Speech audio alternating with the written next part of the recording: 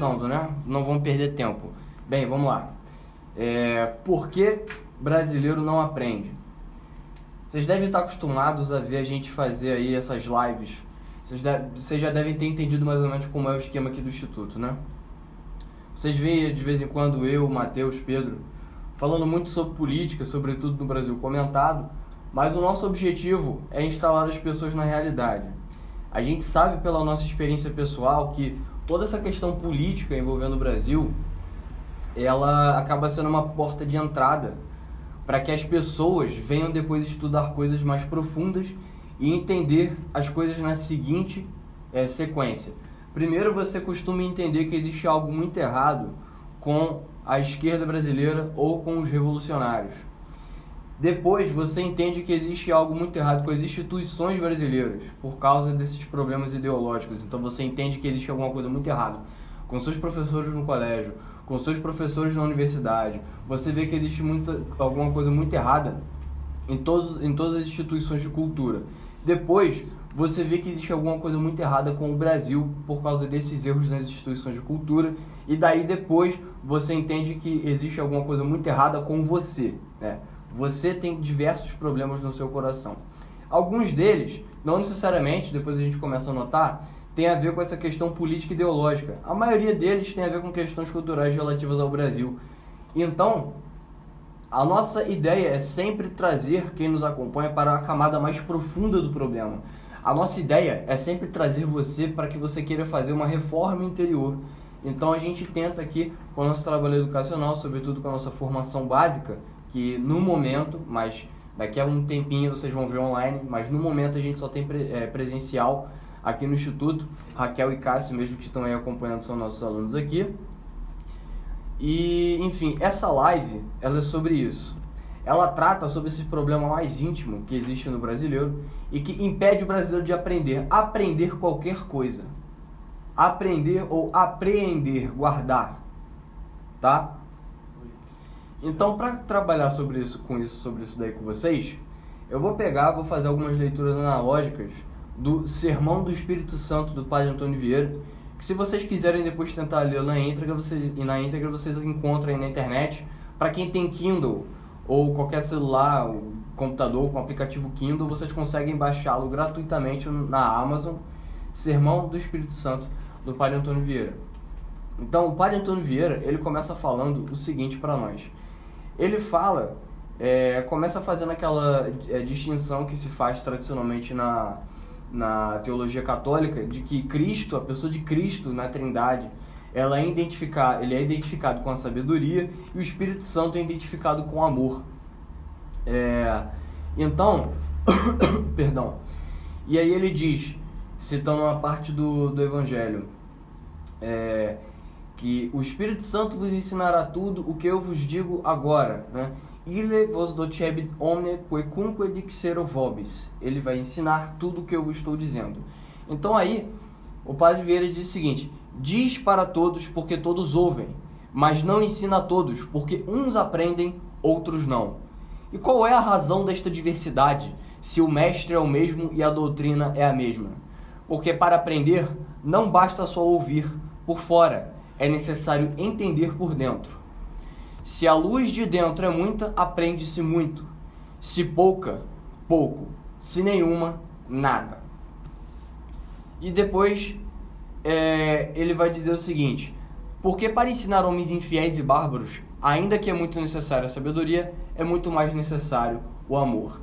Ele diz isso se referindo, ele vai desenvolver esse raciocínio depois se referindo aos índios aqui no Brasil, porque, veja só, ele vai dizer que quando você olha toda a linguagem dos indígenas, é muito complicado porque você não consegue sequer discernir o que eles dizem. Tem uma parte aqui que ele fala, algumas vogais parecem guturais, outras esticadas demais. Tempos verbais que para nós, falantes da língua portuguesa, são impensáveis. Expressões às quais nós não conseguimos sequer distinguir os sons. Então veja que o primeiro trabalho que os jesuítas tinham que ter, que os evangelizadores do Brasil tinham que ter, era de entender a língua dos indígenas. E aí ele diz que a sequência é a seguinte: o primeiro trabalho é ouvi-la, o segundo percebê-la, o terceiro reduzi-la a gramática e a preceitos, O quarto, estudá-la, verificar suas lógicas internas. E depois, o quinto é sistematizá-la, né? Fazer, o quarto, aliás, sistematizá-la em princípios gramaticais. E aí sim, o quinto, você começar a tentar pronunciá-la e falá-la utilizando essas categorias. Aí depois você pode começar a pregar. Então, o Padre Vieira, ele diz isso, que se você vai pregar, por exemplo, como disse o Senhor, aos filhos da casa de Israel, basta a sabedoria, porque é um povo que já tem a antiga aliança, é um povo que já tem um sistema de leis, é um povo que já tem uma língua minimamente desenvolvida, é um povo que já tem condição de entender as coisas somente pela sabedoria. Se você vai pregar a um bárbaro, a um gentio, nesse nível linguístico que eu estou falando, não tem como você fazer isso sem amor.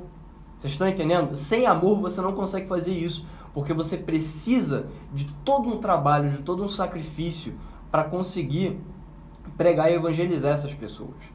Mas aí ele diz uma coisa, ele diz que existe um problema, além disso do amor e da sabedoria. Ele fala o seguinte, ele diz que São Tomé, isso aí é bem conhecido, né, que São Tomé veio ao Brasil para evangelizar, e que até existe, se vocês quiserem entender direito a história, siga aí o Edmilson Cruz no Instagram, que fala muito bem sobre essas questões da história da igreja. E tem até alguns lugares aqui no Brasil que diz que existem as pegadas de São Tomé. Tem um lugar aqui na Paraíba chamado Sumé, um município, que diz que tem esse nome exatamente por causa de São Tomé. Mas o que o Padre Vieira diz? Qual é a tristeza? Ele diz que é o seguinte, que da mesma facilidade com que o gentio, o bárbaro e o indígena no Brasil aceita a doutrina, aceita o ensinamento, ele esquece. Então ele vai dizer, as pedras conservaram memórias do apóstolo, os corações não conservaram memória da doutrina. Ele vai dizer que da mesma forma que ouviram, esqueceram. É como se as pegadas de São Tomé, num caso do ensinamento, fossem como pegadas na areia, que fica a sua marca, mas logo vem a onda e apaga. E é isso que acontece. Ele vai dizer, tal é a fé dos Brasis. É fé que parece incredulidade e é incredulidade que parece fé. É fé porque creem sem dúvida e confessam sem repugnância tudo que lhes ensinam. E parece incredulidade porque com a mesma facilidade com que aprenderam, desaprendem. E com a mesma facilidade que creram, descreem. E aí vai dizer que há de se estar sempre ensinando o que já está aprendido e há de se estar sempre plantando o que já está nascido, sob pena de se perder o trabalho e mais o fruto. Bem, e depois ele compara o coração do brasileiro, do gentio brasileiro, dos Brasis, com uma estátua ele usa duas figuras, a estátua de mármore e a estátua de murta. Ele diz que o mármore, por mais que seja duro, por mais que seja complicado de se trabalhar, uma vez que ele adquire sua forma esculpida, não é necessário mais ficar fazendo todo um trabalho de forma a evitar que ele fique disforme depois, ele assume uma forma fixa. Já uma estátua de murta, né, uma espécie de arbusto, de planta, ela vai crescendo, ela vai perdendo a sua forma, então é sempre necessário estar podando, é sempre necessário estar ajeitando, porque aquilo, se descuidar, naturalmente que se perde o trabalho feito. E ele diz que o coração do brasileiro é como essa estátua de murta, que perde a sua forma se não ficar sempre ensinando o que já foi ensinado, mostrando o que já foi mostrado, e aí, como ele vai dizer, correndo-se o risco de perder tanto o plantio como o fruto. Bem, é claro que aqui o Padre Vieira ele está utilizando essas imagens num contexto cristão, no contexto de pregação, dizendo que a dificuldade, essa é a dificuldade de se evangelizar os gentios aqui no Brasil. Mas isso diz muito sobre nós, sobre os brasileiros de forma geral, e inclusive em vários outros setores, moral, educacional, etc. Nós temos muita dificuldade de aprender as coisas, nós temos muita dificuldade de guardar tudo que nos é ensinado no nosso coração, e nós temos aí, portanto, muito mais dificuldade em pegar esses ensinamentos e incorporá-los na nossa própria vida. E por que isso acontece? Bom, o nosso coração é um coração mesquinho e arenoso. é um coração que não guarda as coisas, é um coração que sempre assume a forma do imediato, é um coração que não olha para o alto, que não quer o sublime. E é por isso, minha gente, que se você vê como vou ilustrar isso para vocês. Ó, quando a gente lê, por exemplo, Machado de Assis, a gente fala muito do Machado de Assis aqui, a gente percebe como o brasileiro é mesquinho, como o brasileiro é materialista, e como o brasileiro ele não mira coisas altas. Eu vou citar 3 livros aqui para vocês. Um deles é o Memórias Póstumas de Brás Cubas, e a gente vê ali, no romance, já tendo terminado a vida do Brás Cubas, né? Quais foram as aspirações dele em vida? Todas muito baixas, todas muito banais, todas muito vulgares. Se a gente for pegar outro livro, com o que a gente trabalha aqui na formação, A Estrela Sobe, do Marcos Rebelo, é um romance maravilhoso, nós vamos ver a mesma coisa. A personagem principal, ela acaba se autodestruindo, procurando uma coisa totalmente banal. Ela é vítima de uma ideia fixa, tal como o Brás Cubas, persegue uma carreira na rádio como cantora, e no processo ela viola toda a condição de sua existência, ela ignora o lugar dela no mundo, e aí ela fica vítima da sua própria ideia e acaba se perdendo. Se nós pegarmos outro romance, agora saindo ali um pouquinho do Rio de Janeiro, se nós pegarmos o São Bernardo, do Graciliano Ramos, veja que o sujeito, ele conquista a fazenda de São Bernardo por meios escusos, vive em função da fazenda, vive em função da produtividade da fazenda, e daí ele perde toda a dimensão afetiva da vida humana e toda a dimensão superior que há no homem. Ele acaba se desumanizando. E depois ele diz, a culpa foi minha, ou antes, desta vida agreste que me deu uma alma agreste. Então, quando ele diz desta vida agreste que me deu uma alma agreste, ele está falando o quê? Um coração seco, quente e arenoso. Esse é o problema do Paulo Honório, o personagem principal do romance. O que esses 3 livros têm em comum? Eles mostram para nós como o brasileiro, ele acaba sendo um burrinho com a cenoura na frente. Ele não enxerga além das necessidades primárias. E aí o que isso faz de nós? Faz de nós um povo mesquinho, faz de nós um povo egoísta, e faz de nós um povo que não consegue olhar para o que está além do nosso próprio nariz. Então vejam, peguem esses dados que eu dei a vocês agora. Considerando todo o nosso povo, todo o nosso imaginário materialista, toda essa nossa psicologia de subdesenvolvimento, não é de se admirar que tenha ganhado força no nosso coração, ao invés das sementes da moralidade, da vida superior, da religião e das coisas que são propriamente humanas. E para quem não estiver entendendo quando eu quero dizer propriamente humano, vejam a minha palestra lá no YouTube, porque os humanos estão acabando. Bem, não há de se espantar, pois, que ideologias materialistas tenham ganhado a nossa imaginação, tenham ganhado o horizonte das nossas aspirações. Não é de se espantar nada disso. É claro que existe todo esse problema de marxismo cultural, é claro que todos os seus subterfúgios, todos os seus meios são muito eficazes, é claro que isso teve seus efeitos no imaginário brasileiro, na cultura brasileira. Mas pensem comigo, um coração materialista é o terreno mais fértil para uma ideologia materialista. Quando ela chega lá, ela já encontra todo um terreno favorável para que possa brotar e espalhar seus ramos. Então, o materialismo marxista, por exemplo, ele é profundissimamente pautado na inveja, na ideia de que eu sou tão digno, tão digno e tão digno, que se eu não tenho algo que o outro tem, ele também não merece ter. Grosso modo, é isso daí. Só que antes disso ser uma ideologia, antes disso ser a manifestação de um pensamento e de uma pretensão política, ideológica, isso já é um sentimento próprio no coração do brasileiro. Isso já é uma forma da gente ver como a vida dos brasileiros funciona. E digo mais, é claro, veja bem, é necessário ter muito cuidado e entender o que eu estou dizendo. Se vocês olharem bem, o brasileiro não suporta insegurança. O brasileiro não suporta insegurança. Não por acaso que na primeira dificuldade material, na primeira dúvida sobre trabalho, é um costume, e não é por mal que o fazem, mas é costume de nossos pais, nossos tios, às vezes até nossos avós, falarem pra gente: por que você não faz um concurso público? Por quê? Porque você tem a segurança, você tem a estabilidade, não existe nenhum problema em sujeito fazer um concurso público. Se o cara é vocacionado para ser juiz, se o cara é vocacionado para ser promotor de justiça, ele tem que ser juiz, ele tem que ser promotor de justiça. E tem que suportar toda a glória e todo o peso do seu trabalho.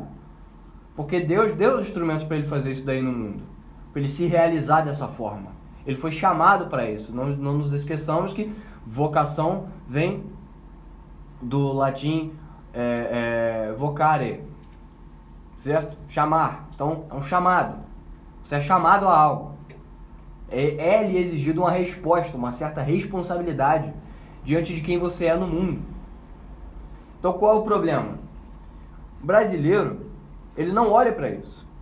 Porque se vocês pensarem bem, vocação é uma dimensão do espírito. É uma disposição em dar uma resposta responsável para aquilo que é o seu dever. Só que se você é o tipo de pessoa que só olha pela clave do gosto, não gosto, do quero, do não quero, você nunca vai entender o que é o dever. E você nunca vai querer cumprir com o seu dever. Esse é o primeiro sintoma do coração mesquinho. O sujeito do coração mesquinho, ele não olha para o seu dever. Ele não olha para aquilo que ele é obrigado a cumprir pelo seu lugar no mundo. Ele olha para aquilo que ele quer ter e para aquilo que ele não quer ter. Para um desgosto que ele quer evitar e para um gosto que ele quer fruir. Então, o que acontece? Como o nosso coração ele é arenoso, ele não tem uma forma definida, logo que ele adquire uma forma, vem a água e desmancha, vem as emoções e desmancham, nós precisamos então, essa insegurança interior, nós precisamos de um símbolo exterior dela.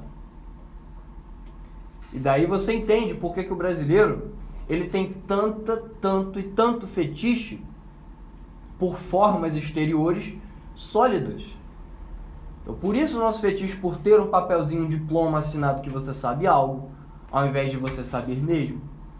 Por isso que nós temos fetiche de ter a segurança de um trabalho, porque a nossa ideia, o nosso mundo interior nos dá sempre um certo impulso, uma certa mania de pensar, um cacoete mental de que tudo vai desmoronar perto da gente a qualquer momento.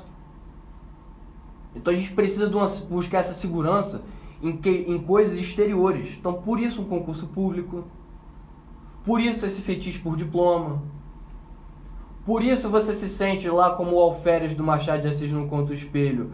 Você se sente poderoso quando você coloca o seu jaleco, você que faz medicina ou qualquer coisa da área da saúde. Você se sente poderoso quando você coloca o seu terninho, mesmo você sendo estudante de direito de segundo período. Porque nós somos como crianças buscando fantasias para sentirmos que nós somos algo que no fundo nós sabemos que ainda nós não somos.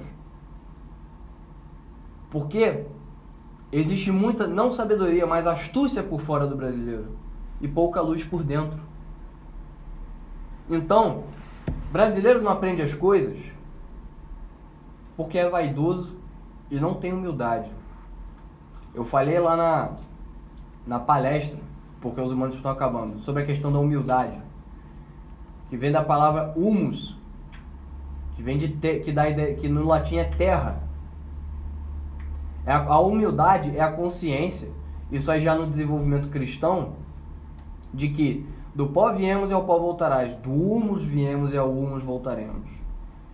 E aí a questão, se você vive de vaidade, se você vive de formas exteriores, se você vive de mostrar para alguém as coisas, se você vive de fingir uma segurança que no fundo você sabe que você não tem. Cara, deixa eu te falar, Deus sabe disso daí. Embora você muitas vezes saiba que você não saiba que está fingindo, Deus sabe que você está fingindo. É quando você chegar diante dele, você vai falar o quê?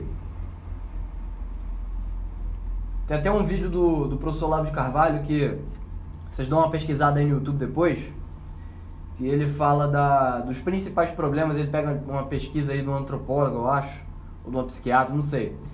que ela faz uma pesquisa sobre os principais arrependimentos das pessoas no seu leito de morte. E aí o professor Olavo sintetiza da seguinte maneira: o principal problema é: faltei com a verdade da vida. Eu não vivi uma vida que era minha. Se vocês olharem muito bem, eu falo muito disso aqui com os alunos da gente no curso de virtudes. Quando a gente fala de vocação, constância e reconstrução interior.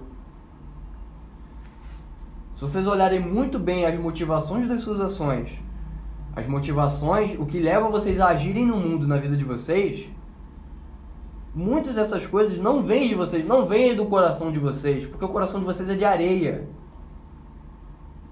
Ele é de areia, ele não tem como informar nada de bom para sua consciência. As coisas vêm de fora e não necessariamente elas são boas.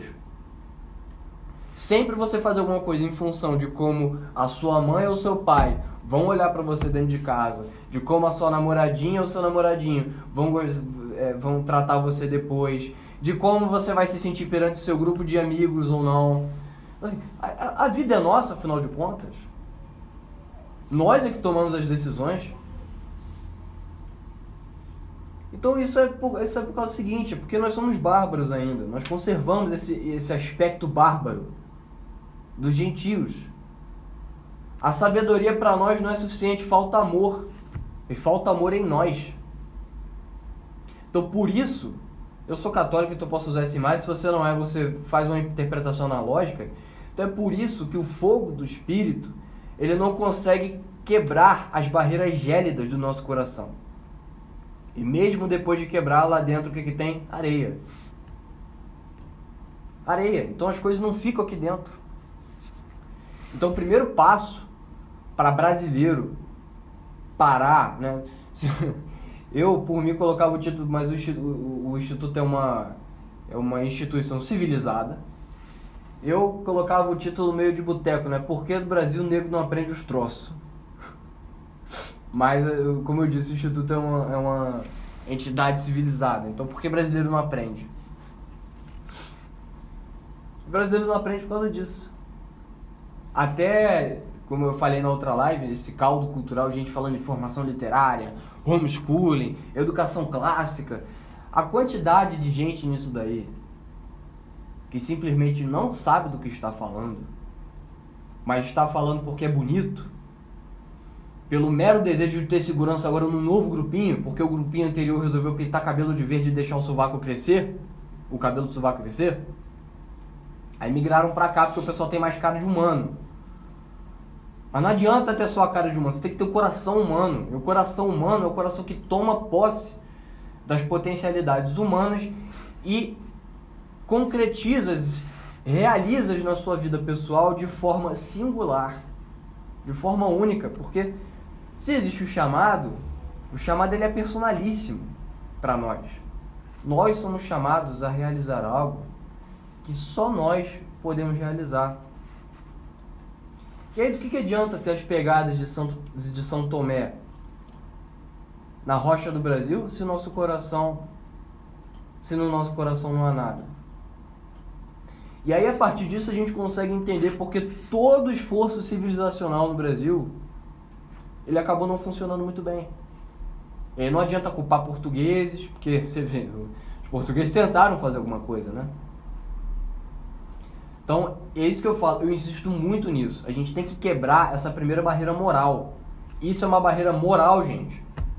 A gente só começa a quebrar as barreiras cognitivas, problemas do socioconstrutivismo, problemas cognitivos de fato, grossos, se a gente quebra essa barreira moral, se a gente entende, eu sou uma pessoa fraca, eu não entendo o meu lugar no mundo, eu preciso adquirir, eu tenho essa sede de segurança e nunca me sinto seguro ao mesmo tempo, eu sempre me fio pelos outros, eu não sou seguro de mim mesmo. O que está faltando? A gente tem que se perguntar isso, o que está faltando?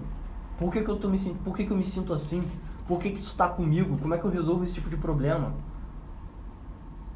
Aí depois a gente vai começar a entender, é porque eu tenho essa deficiência. E aí o estudo é uma das coisas que pode me ajudar a resolvê-las. Então, para isso, eu queria fazer 3 recomendações para vocês. Primeiro é o curso que tem aí do Instituto, do J. Burguignoni, lá dos Náufragos. Se você não segue a página Os Náufragos, siga. Os 5 livros para a maturidade.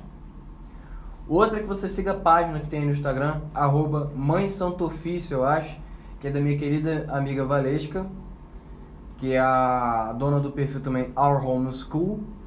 E lá ela faz resenhas de vários livros sobre virtudes, vários dos quais inclusive a gente usa aqui no nosso curso de virtudes do Instituto, que depois vocês vão ter online também, tem um pouco de paciência. E o terceiro, eu queria que vocês seguissem uma página que está começando agora. Siga aí, por favor. Eu sou um dos colaboradores dela de conteúdo, a página Não Tenhais Medo. Ali a gente tem várias portas de entrada. Se antes não havia porta de entrada, agora há aos montes. Agora a gente tem que perder o medo de abrir a maçaneta, de passar para o outro nível, de sair da nossa escuridão. O primeiro texto lá do Não Tenhais Medo fala disso. Leiam lá. É bem alegórico, mas dá para entender. Então a gente tem que deixar essa luz nos iluminar por dentro. Senão, a gente sempre, como eu disse, vamos estar na periferia. Sempre vamos ser gélidos. Então a gente tem que aproveitar esse momento que tem muita gente falando das coisas altas, das possibilidades altas e sublimes da vida humana, e a gente tem que agarrar isso. A gente tem que agarrar isso. Eu vejo, por exemplo, isso aí é muito mais comum, assim, nos seus 18, 17 anos, quando você tá para fazer vestibular, alguma coisa assim. Cara, vou falar uma coisa. Eu não sei nas outras regiões do Brasil, mas aqui em Campina Grande mesmo, a gente teve um surto vocacional de medicina. Todo mundo quer fazer medicina. Todo mundo quer fazer medicina, tá? E por que isso? É claro que Ciana pedindo para repetir as páginas. Tá, vou repetir as páginas antes de dar esse exemplo, tá? Mãe Santo Ofício, não tenhais, né? Segunda pessoa do plural, tá? Tenhais, vós, não tenhais, né? Não tenhais medo. Os Náufragos. E as outras que eu falei, acho que foi a formação do imaginário, enfim. Né? Até a página aí do Pedro, aqui da gente, a página pessoal dele, ele coloca muita coisa boa. Então siga aí, @PedroAugusto_PS, tá? E o nosso trabalho é exatamente um trabalho, até o Padre Vieira fala isso no Sermão do Espírito Santo, que eu comecei aqui para vocês falando, que ele diz que até isso não se restringe aos padres, nem aos apóstolos, se restringe aos leigos. Os leigos que sentem o amor do Espírito Santo em suas vidas, eles têm o dever de derramá-lo na vida do próximo. Porque nós somos luz do mundo e sal da terra. Essa é a nossa vocação. Ser luz do mundo e sal da terra. Então, se na terra a gente é só uma minhoca, a gente não é nada. A gente é parte da paisagem.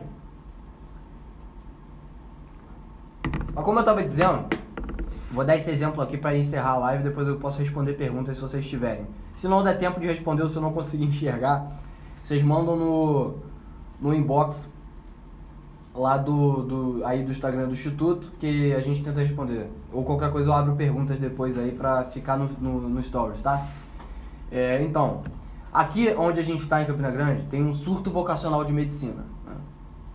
O nego pode até ficar com raiva de eu falar isso aí, mas não tô nem aí, vou falar a verdade, tá? Teve um surto vocacional de medicina. Todo mundo quer fazer medicina, tá? Por quê? Porque medicina é uma coisa que as pessoas acreditam que necessariamente vai te dar dinheiro e necessariamente vai te dar status. Eu noto que, assim, no Rio, que é da onde eu venho, né? Não vivo mais lá, mas vou pra lá sempre. Não acontece tanto isso. Acontece mais aqui na Paraíba. Porque, enfim, por questões socioculturais e tal. Acho que ainda conserva muito daquela coisa, né, que numa cidadezinha você tem o prefeito e os doutores, né, o médico e o advogado, eles são os donos da cidade. Então acho que mesmo Campina Grande sendo uma cidade grande já, ficou essa coisa meio caipira aqui, tá? E aí o que acontece? Isso não é preconceito não, tá, gente? Isso é realidade. Gente daqui sabe que o que eu tô falando é verdade. Gente que não tem a alminha cândida e é sensívelzinho sabe que o que eu tô falando é verdade, tá bom? É o que acontece. O cara, ele quer ter status, ele quer ter dinheiro, e aí ele se engana de várias formas. Ele entra no movimento de auto-engano machadiano, né? Então ele começa a se enganar, arrumar subterfúgio para ele pensar que ele é vocacionado para aquilo. E aí ele vai lá e faz o vestibular para medicina. E ele passa para medicina. Tá. Vamos lá. O primeiro ponto é, o cara resolveu entrar numa faculdade para ser médico, pensando em tudo,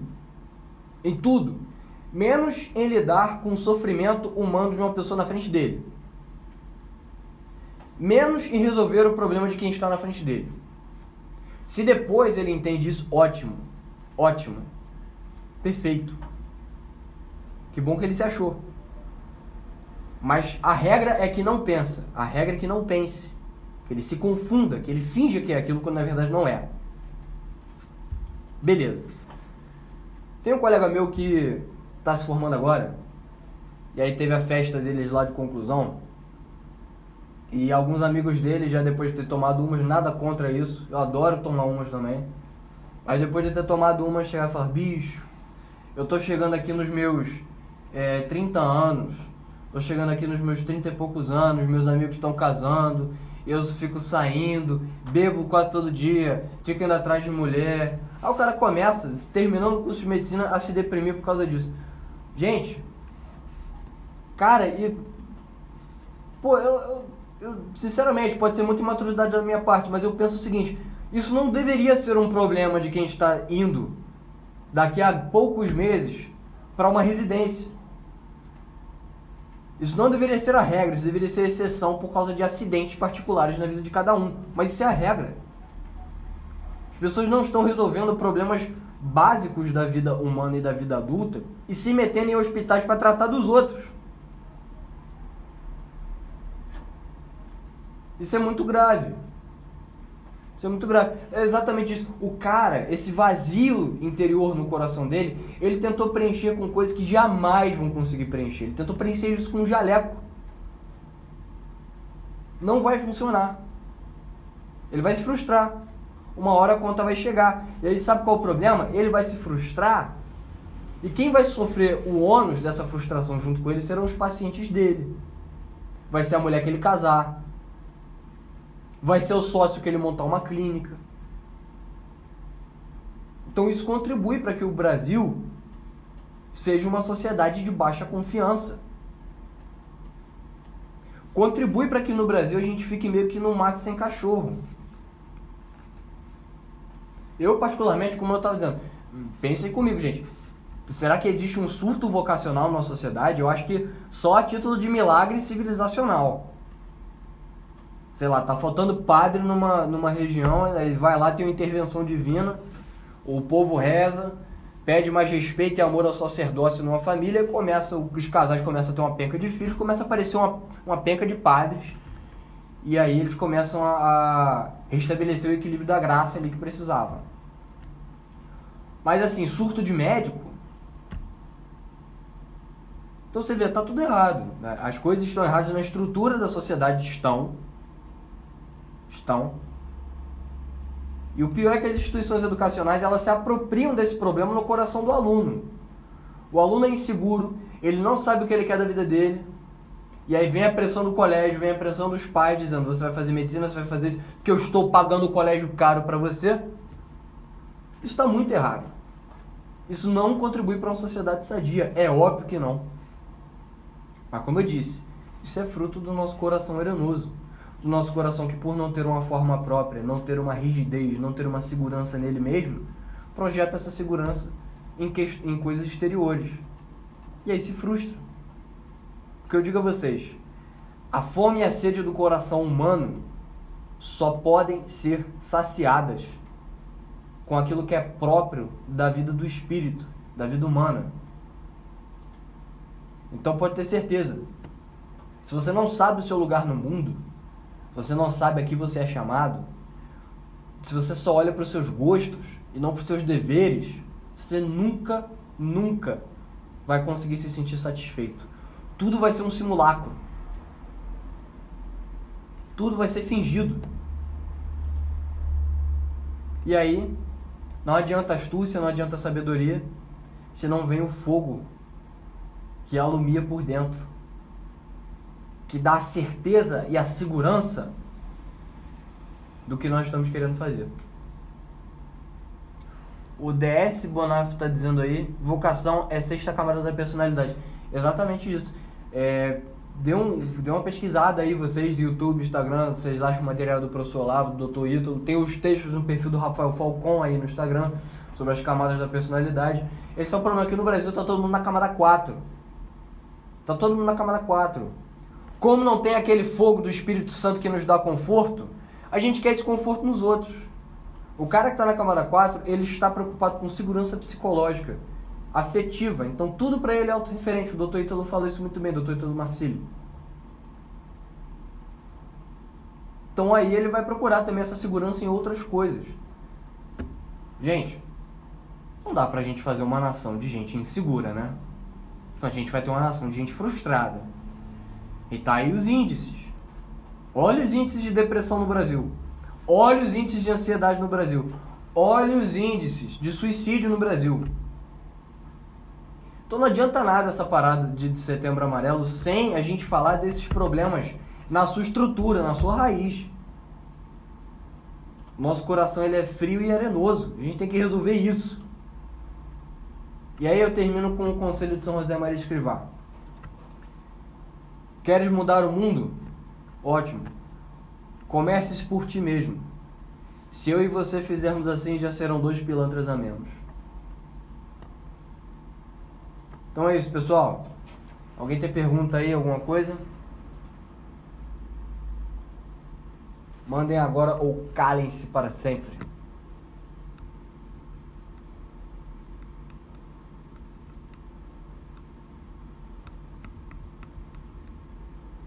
Repetindo, sigam aí, por favor, a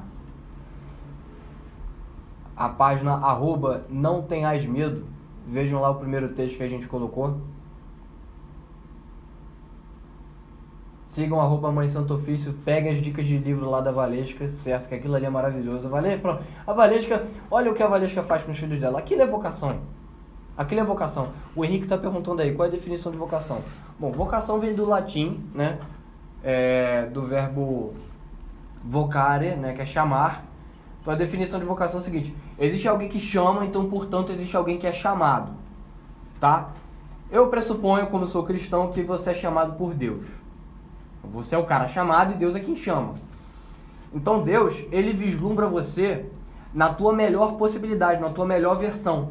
E você prova que ama a Deus na medida em que você dirige suas condutas para essa melhor versão de si mesmo. Então, a sua vocação, ela existe enquanto potência, enquanto uma forma abstrata que você pode realizar e que você deve realizar. Porém, você só pode falar em dever quando você fala em amor, porque você tem a liberdade de não realizá-la também. Você tem a total liberdade de ser uma pessoa medíocre. Tá? Então, vocação, sobretudo, é um ato de amor. É uma resposta livre e consciente a um chamado. Tá? Vamos ver aqui. Raquel, Caio, seguir a verdade também significa amar? Sim. Erta Araújo, tô me sentindo um pilantra. Tamo junto. Aí a Raquel completou aqui, amar no sentido de doar-se, entregar-se a alguém ou algo. O São Bernardo de Claraval, nos graus da humildade e da soberba, ele diz que sem a humildade não existe como você amar de fato, porque a humildade é que faz você encarar a verdade primeiro sobre si mesmo, que é o primeiro nível que a gente está falando aqui, entender que nós somos pilantras e que nós somos mesquinhos. Quando você olha essa verdade em você, e você começa a lutar para resolver isso, aí você está capaz de ir para o segundo nível, que é enxergar a verdade no outro. E aí com essa presença, com essa força desse exemplo seu, você iluminar o coração do outro. E aí o outro vir para você, e vir para a verdade também. Qual o perfil da Valesca? Minha cunhada Ivna colocou aí. Our Home School. Tá? Qual a contribuição de Santo Aquino no trabalho de vocês? Marcos Cipriano. Olha, vou te falar, Marcos, a gente não Todos aqui somos católicos, então a gente teve um contato ou outro com a obra de Santo Tomás, mas nós somos bem rígidos com relação a nível de leitura, então a gente sabe quando uma coisa é pro nosso bico e quando não é. Então assim, uma questão ou outra que a gente sente um pouco mais se sente um pouco mais à vontade, a gente vai lá e lê Santo Tomás. Mas assim, não é uma coisa que a gente tem contato frequente e tal. Porque a gente pensa assim, primeiro a gente tem que conhecer um bocado de literatura, primeiro a gente tem que saber latim, resolver vários problemas lá divinos do socioconstrutivismo, aí depois a gente pode ler Santo Tomás, pra gente não estar entendendo Santo Tomás de uma forma que não é para ser entendida, pra gente não correr esse risco de borrar aquela obra de arte que o santo fez. Então, a contribuição do Santo Tomás é na medida do possível, tá? Vamos ver o que mais tem aqui. Obrigado. Nicásio Silva, como estudar as camadas? Olha, comece pelo material que eu falei aí, tá? Thanks, acompanho, não sabia o nome. Brunão dando aqui a sua contribuição. Como aproximar mais do Instituto? Mandando bem na live. Bom, você se aproxima mais da gente vendo tudo que a gente faz. Vê o canal da gente no YouTube, pega um vídeo que você sabe que possa servir para um amigo seu que está passando por problemas dessa natureza. Passe para ele, pede para ele assistir, troca uma ideia, vai tomar uma cerveja. Primeiro você se aproxima assim. Se você está aqui na região, você pode vir nos nossos eventos, você pode perguntar quando tem aula, vir aqui participar. E claro, pessoal, não deixem, está sempre estendido a voz o nosso pires das doações. Então não deixe de pingar a sua contribuição para o Instituto, como o Pedro sempre fala, é de graça para quem recebe, não é de graça para quem faz. Então, se você gosta do nosso trabalho, por favor, adquira os nossos cursos, veja as nossas palestras e faça a doação pra gente, tá? A gente precisa muito pra gente poder continuar fazendo isso aqui pra vocês, tá? Isso é uma coisa também, um problema do brasileiro, né? A gente sempre acha que o outro cumprir a vocação dele e quando nos beneficia, ele tem a obrigação de fazer isso. O brasileiro tem isso, a obrigação de achar que os outros têm que fazer favor, né? A gente quer fazer esse favor, mas a gente espera uma retribuição, não só com elogios, mas também financeiro. Não tem nenhum mal nisso, tá? É mais do que justo, convenhamos, tá? Então ajuda aí, aqueles 10 reais que você usa para comprar suas 3 cervejinhas do sábado, troca ele por uma doação para o Instituto, não vai fazer mal, tá bom? A última pergunta aqui. Bárbara Tainá Vasconcelos, como eu descubro minha vocação? Pô, Bárbara, é difícil responder isso agora, né? A gente aqui fez um curso imenso tratando do assunto, só a aula de vocação ela teve 3 horas. E ainda veio com outra sobre reconstrução interior que durou 3 horas e meia. Então, para sintetizar isso em 2 minutos agora para você, não dá. Aguarda que depois você vai ter acesso a isso daí, tá bom? Bom, galera, muito obrigado. Curtam lá as páginas, a Márcia aqui pedindo para repetir. @Mãe Santo Ofício, as resenhas dos livros que a Valesca faz. Livros sobre virtude, um monte de coisa interessante. É muito bom para quem é pai e está preocupado com a educação dos filhos. Os Náufragos, nossos grandes amigos, o Chico e o Jota. E @Não Tenhas Medo. É uma página que é um projeto paralelo ao Instituto, que eu sou um dos colaboradores. E a gente já está começando agora, só tem um texto lá. Mas a nossa proposta é essa, fazer as pessoas perderem o medo, a insegurança de vir para as dimensões reais da vida humana. Então a gente quer ajudar nesse sentido, tá bom? Galera, muito obrigado, fiquem com Deus e até a próxima. Não esqueça de pingar a sua contribuição no nosso Pires. Valeu!